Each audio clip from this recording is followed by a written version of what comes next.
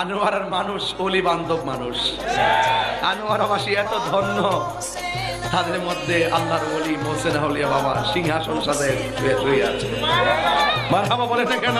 মোহসেন আউলিয়া বাবা মোহসেন আউলিয়া।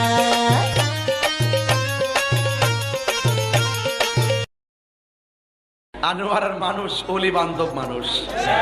আনোয়ারবাসী এত ধন্য, তাদের মধ্যে আল্লাহর ওলি মোহসেন আউলিয়া বাবা সিংহাসন সাজায় শুয়ে আছে। মারহাবা বলে না কেন? মোহসেন আউলিয়া বাবা মোহসেন আউলিয়া।